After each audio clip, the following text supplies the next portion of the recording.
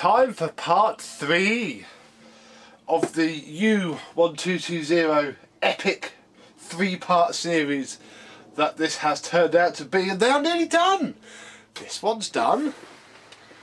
However, Joe's one is missing a key part that makes it into a vacuum cleaner, and that key part is in this innocent looking brown envelope. Let's fit the bag.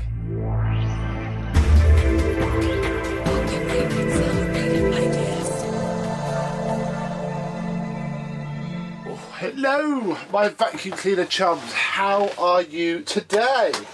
We just put that one out of the way. Because yes, we need to fit the bag to this one. Now, I do not have a U1220 bag, it turns out. And I have a Bojack bag, but then somebody said that they had something that I could buy. So I have splashed out, because it turns out we're doing a swap with this now. So I thought I'd best put something into it. Tilt my screen so I can see. There we go. I can just see white otherwise.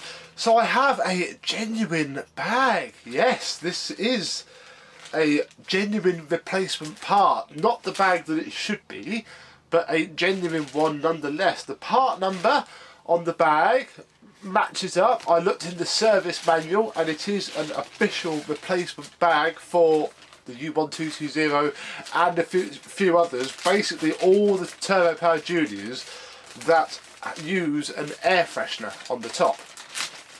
There are two types. This one has the air freshener, the other ones don't. So it is a genuine bag. Yes, not one of those vacuum cleaner horrible ones. A genuine one with the space at the top for the, where have I put it? Lost everything. Ah, here it is, for the air freshener top, which I do have. And obviously underneath is where we need to screw it on to the base. So we'll start with this top part here. If I just take the two little screws out that I put in by hand earlier. Oh, kneel up a little bit so we can see. We'll undo the zip. Oh, lovely. If I do undo the zip, it might be better to keep the zip on a little bit. It's basically to sandwich the top of this bag into here. This part goes inside, under the seam. I think. Oh, hang on, that's not going to work, is it? It does a little bit. I think this needs to be in more than I thought. I thought that bead just ran around the edge, but it seems it doesn't. It's a genuine part, so it should fit. It's basically what you need to do. Let's try a different way. So that sandwiches onto there. This should, in theory, worm its way in between these two parts here. Gosh, they don't make it easy, do they? Let's try a different way. Hang on. Let's put this bit into here. Let's come onto the floor for this. Hang on. Okay, you go out of the way for now. We're way away from needing you yet.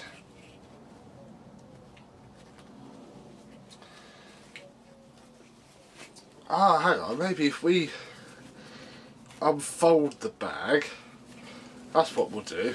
We'll turn it inside out. Oh, that's so clean and brand new. Zip it up.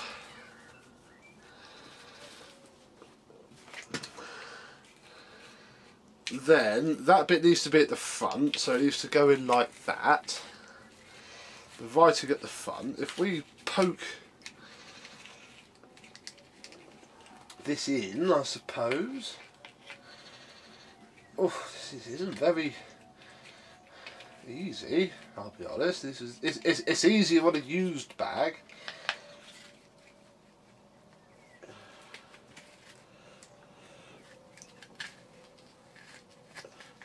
Come on. I'm hoping if we tuck it in loosely, bang a couple of screws in just to hold it, then pull it around, well, it's not going to pull itself out maybe. So I'll put the first screw in, which has bitten, so that's good.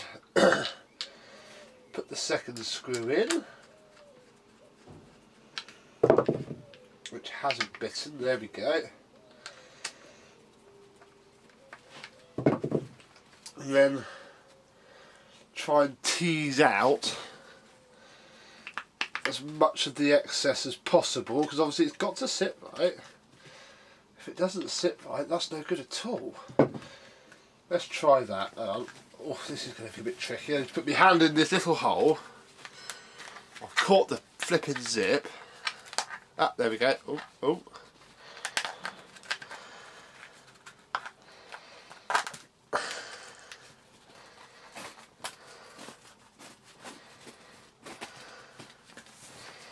In theory, if we turn it the right way round, there we go. I'm not looking forward to putting this on the cleaner now. This is going to be as difficult as it's going to be. Maybe this is when they shifted all the spares out to Bolton, and when the service manual started going, no, we'll only do black parts now, the quality went downhill a little bit, I think. Because this isn't an original part, because the original part didn't have the Hoover logo on it. Right, I reckon that's as close as we're going to get, so we'll really do the screws up properly. There we go. And it's going to sit roughly like that, I suppose. Not quite sure if those folds are... I'm happy with those folds. Let's loosen one end and see if we can... Might have to do. Maybe it'll work better once it's been used quite a lot, because obviously these older bags, like the one on here, they're a lot more supple, so the folds, I don't know, sit in the corners where they should. Whereas here, it's almost not. I'm not entirely convinced that that's actually on, that zip's not too central either. I don't know, it might be right. It's going to take lots of fiddling about, really. That bag was a lot easier to put on that one, but obviously I've had it on and off before when I refurbished it. Many moons ago.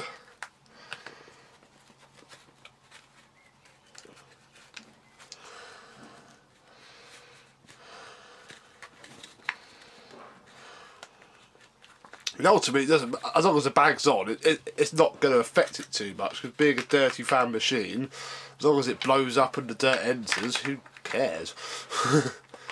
Really, I reckon that's as good as it's going to get. So there we go. We have the bag fitted.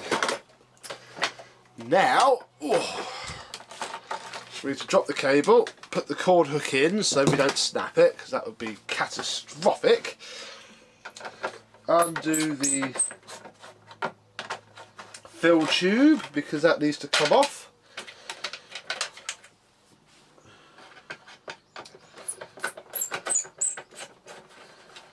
There we go.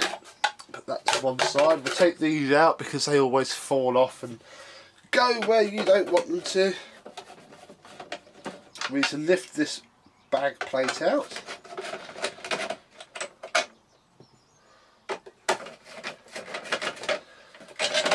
And then we can put the bag on. I will just put the front trim piece off. I hate doing these front trim pieces. I'm not going to do it. Oh, that's why it's broken. Oh gosh. Actually, there we go. Right, that has broken. Sadly, there should be a clip either side. There is no clip this side. But once it's on, it seems to hold itself. I might stick a little drop of glue in that corner just to hold it in. I haven't fitted it on my one because my one again has cracked, and I always had them off to store, so you can put the handle back on, because obviously I take the handle off to store my machines, so they fit in a smaller box. So I won't be refitting mine, just because. And now we stick this plate in, and hopefully it should all start to line up. That one's lined up. There's no holes for the screws, we have to poke the screws through. Oh, there we go, see, that fits much better. That's tight on there. Ish. Now again, you see, that's not going into that corner. I think this is a poor quality genuine Hoover spare. Obviously I'm not upset at the seller. It's genuine Hoover spare and I didn't pay much for it, so you know, I'm not gonna complain about that, no way. But I reckon this is from the era where Hoover just stopped caring. No! Oh, drop your screw into the motor. There we go. Yes, this is definitely from an era when the spares decline, because I've got to poke this screw through the fabric. Look, on the genuine bags there is a hole, so I've got to tighten this up a bit now so I can make a hole in this lovely virgin bag in the right place. There we go. What I would say to you, Joe, because I know you'll watch this, is you're probably going to have to find at some point a scrap one of these and nick the bag off of it. Which shouldn't be too difficult. They are so common still. I would find one that's got a smashed trunnion, which they all do, and rob the bag off of it, which will be the easiest way to do it. I just couldn't do that in the time I had available. There we go. So we'll pull the fabric out, and I'm going to have to just smush this one through the fabric. There we go, that has bitten. There we go. Oh, obviously we can't put a screw in this back corner because it's broken. And there we go. Now the next problem I have is that I don't have the spring that holds the bag on, so I'm going to take it from mine, because mine's about to go into storage because I don't have space to have it out, sadly, and we've already used the Turbopower Junior for 12 vacuums in 12 months, so we don't need to do it again. Oof. Now I regret not just putting the whole top of my bag onto that bag, actually. Oh, blimey. Oh, how's this going to work? Bear with. Oh, I had a card error then, that made me worry.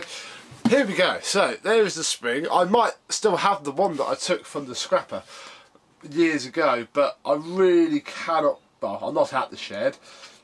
I could take me ages to find it because it's so small. I'd have just tucked it somewhere safe. So for now, we just got to, there we go, put that on. This bag does sit shorter because this spring's a lot more stretched than it was on the other one. There we go, really. So we need to put the bag fill tube on. Now again, because I'm so unprepared, as you know, I forgot to get a H4 out of the shed, so we are going to improve it by fitting a HEPA flow. Now it's a lot easier to do that with this off, because it is very tight. So after tearing the rubber seal, because you need to, basically just need to manhandle the thing on as it bends the fill tube around, because they're pretty much the same size, but once it goes the HEPA flow will pop on and sit behind 3 handy lugs which obviously hold the original H4 bag on, so it won't come off again in a hurry. Come on. I did this the other day on a turbo power and it went almost straight on. There we go, that's got it. No, it hasn't. Ah! Let's tear this some more. Yeah, it went straight on the one I did the other day. Why do you hate me so much? Ah, oh, there we go. That's not coming off in a hurry, it best not do. So we can undo the zip, pop the two thread terminals on.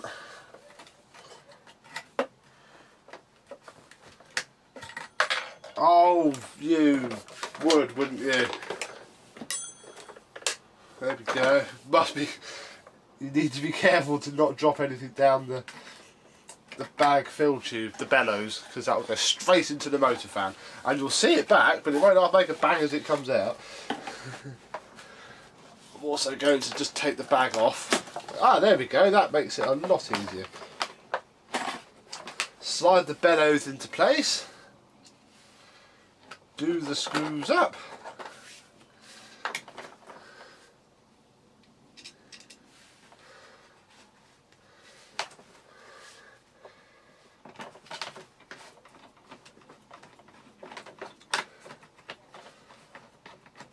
Go, do them nice and tight, because the tighter they are, it clamps the threads onto the bottom plate. Hang on, there we go. Marvellous. Now we just need to, oh my gosh, this is tight. Oh, I don't like this bag anymore. Uh-oh. Oh. I should have stuck, I think, with the completely Bojack brown one that I have.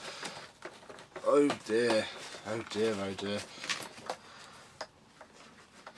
That's why I screwed the fill tube on the wrong way round. Hang on. Right, so either I screwed it on the, well, I have screwed it on the wrong way round, or I put too much bag material up in the top plate, which will be annoying to say the least, because I don't think I can take much more material out without it then falling about the place. Right, so let's put that on properly. Always pay attention, folks. Always pay attention.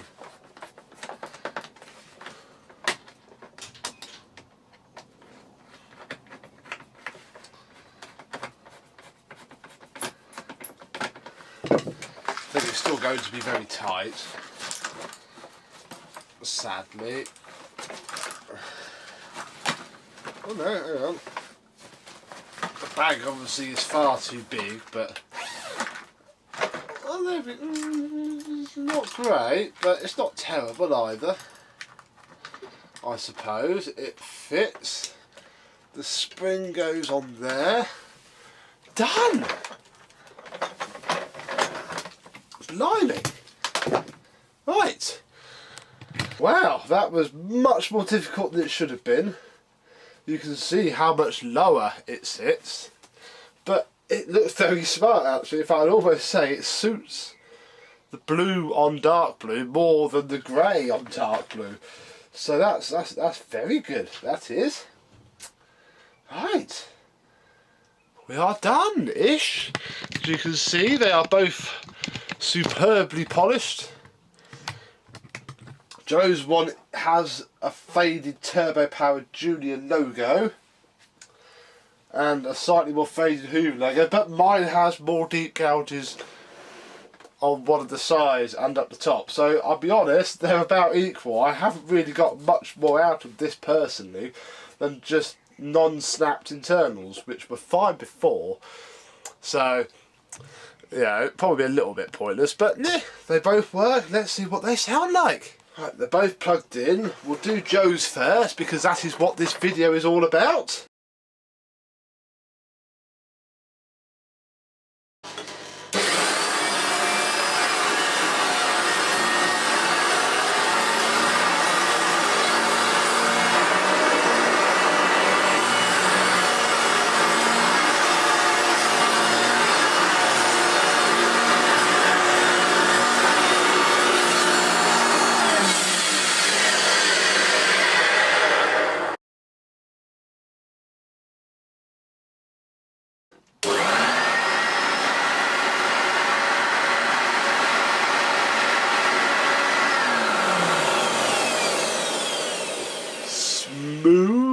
no wind down noise. I've risen them up so you can just hear the motor and not the pounding. Here's mine.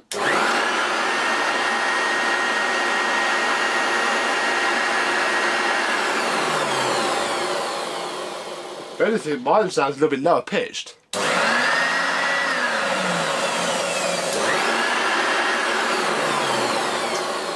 Yeah, if I was being really picky, mine is a little bit quieter than the one I'm going to give Joe. But then again, I do have a thinner bag. This one is thicker, so that might, you know, the airflow impedance might be part of it. Who knows? And obviously, if I stick them both down.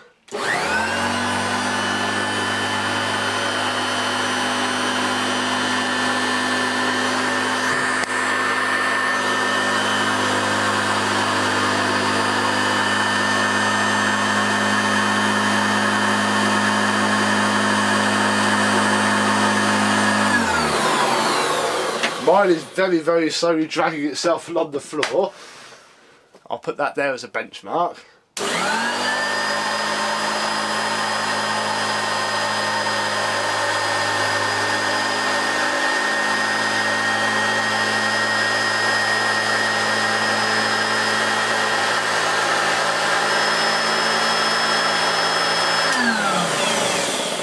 As is Joe's, which is just what a good turbo power should do.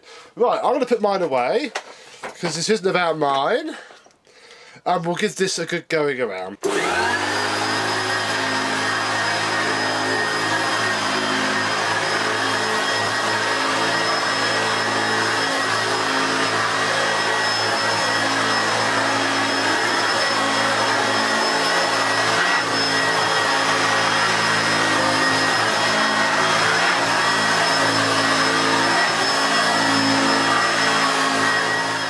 Here in the very deep pile room, I'm going to raise the height to setting 3.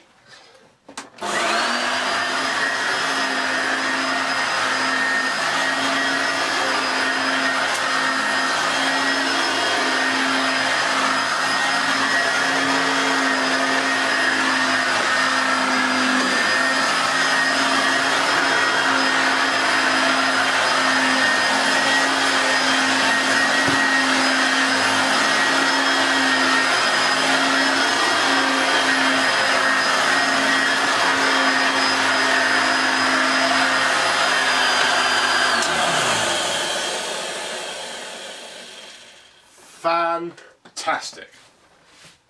And there we go, really. That's about the end of our 3-parter. Hope this has been, well, educational, informative, maybe even funny. What you have just watched, if you have watched parts 1, 2 and this, is applicable to any of these Turbo Power Juniors, right from the U1100 right to that red one that they did in 2000s with the 650 watt Amtech. The motor bits will be different on that red one, but apart from that, they are identical. Stupendous machines. I love them very dearly. I now have a nice one which will go away into storage, I'm afraid, for now. Joe, when I shall meet up with him, will have, I think this is his first ever Turbo Power Junior. So I'm hoping it'll be a good one for him to get acquainted with how beautiful they are. I don't have any toolkit spare for these. I've got toolkits, but they are for mine. But again, you can pick those up unused on eBay for literally pennies. But there we go. This one especially, because obviously you've seen the before of this one. When it came from George, it was terrible. Now it purrs like it should have done when it was new. Thank you very much for watching. I hope you've enjoyed this, and I shall see you soon. Bye bye.